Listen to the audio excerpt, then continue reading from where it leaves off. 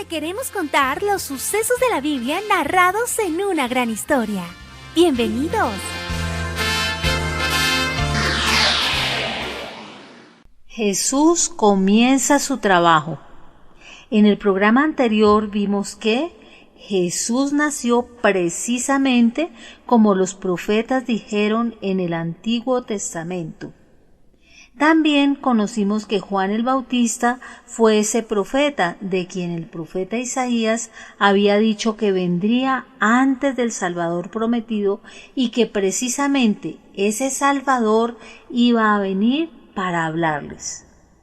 Pero lo más importante es que Juan, cuando vio a Jesús que venía, dijo: «He aquí el Cordero de Dios que quita el pecado del mundo».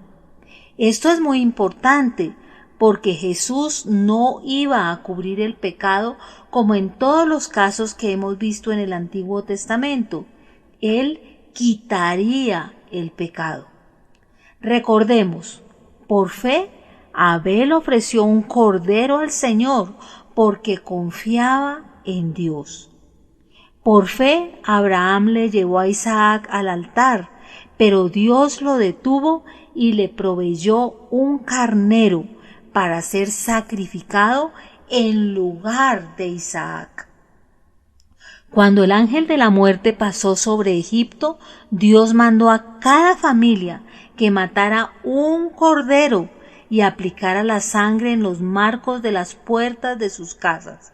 El cordero murió en lugar del primogénito.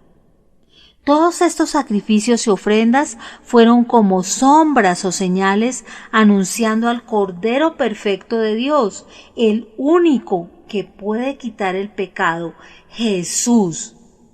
La palabra sombra se refiere a que, aunque se anunciaban los hechos, no se podía saber exactamente de qué se trataba. Es como cuando estás en la luz del sol y ves la sombra de alguien que se acerca por detrás de ti.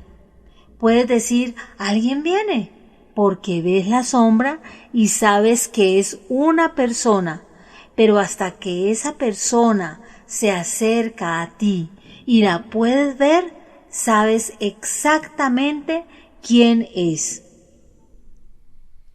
Ahora el Señor Jesús comenzó a mostrarle a la gente que de verdad Él es el Salvador. Algunos de los que escuchaban a Juan el Bautista cambiaron su manera de pensar porque se dieron cuenta de que necesitaban al Salvador. Otros, como los fariseos, confiaban en sí mismos y creían que eran lo bastante buenos como para ser aceptados por Dios. Recordemos cuando Adán y Eva fueron expulsados del jardín del Edén. Desde ese momento, las personas que nacen son pecadores y son dependientes del reino de Satanás. Los que no se han arrepentido y creído en el Evangelio son controlados por Satanás. Recordemos que un inocente tiene que morir por el culpable. Esta buena noticia, conocida como el Evangelio, es que Dios envió a su Hijo para ser el Salvador de sus escogidos. El Señor les decía a las personas: «El tiempo se ha cumplido y el reino de Dios se ha acercado. Arrepiéntanse de sus pecados y crean en el Evangelio». Jesús llama a unos a seguirlo. Cierto día, mientras Jesús caminaba por la orilla del mar de Galilea, vio a Simón y a su hermano Andrés que echaban la red al agua, porque eran pescadores. Jesús los llamó: «Vengan, síganme, y yo les enseñaré cómo ser pescadores de hombres». Y enseguida dejaron las redes y lo siguieron. Un poco más adelante por la orilla, Jesús vio a Jacobo y a Juan, hijos de Zebedeo, en una barca reparando las redes. Los llamó de inmediato y ellos también lo siguieron, dejando a su padre Zebedeo en la barca con los hombres contratados. Jesús enseña con plena autoridad. Los judíos tenían lugares en las aldeas llamados sinagogas, donde se reunían para leer y enseñar los escritos del Antiguo Testamento.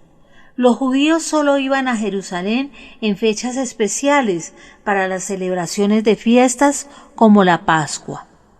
Los escribas que hacían copias de los escritos de los profetas y de la ley también eran los maestros de la ley. Muchos de ellos escribían y enseñaban porque tenían el deseo de hacer valer su autoridad sobre el pueblo. Como ellos no conocían a Dios, no podían entender su palabra. Por tanto, sus enseñanzas se basaban en sus propios pensamientos. Pero como el Señor Jesús es Dios, cuando enseñaba, Él comunicaba exactamente lo que Dios quería comunicarles por medio de las Escrituras. Jesús sana a la suegra de Pedro y a otros. Un día, cuando salieron de la sinagoga, Jesús, Santiago y Juan fueron a la casa de Pedro y Andrés. La suegra de Pedro estaba acostada con fiebre. Entonces se lo dijeron a Jesús. Él se acercó a la mujer y la tomó de la mano para ayudarla a levantarse. Y la fiebre la dejó. Entonces ella comenzó a atenderlos. Al anochecer, cuando ya se había puesto el sol, le llevaron a Jesús todos los enfermos y los que estaban atormentados por demonios. Todo el pueblo se reunió en la puerta. Jesús sanó toda clase de enfermedades y expulsó muchos demonios, pero no permitió que los demonios hablaran, porque ellos sabían quién era Él. Por su palabra poderosa, el Señor Jesús mostraba su poder sobre todas las enfermedades. Jesús hizo muchos otros milagros para mostrarle a la gente que Él es Dios. Jesús escoge a sus discípulos. Además, el Señor Jesús, después de orar, llamó a los que quiso llevar consigo, se retiró a las montañas y ellos se fueron con Él.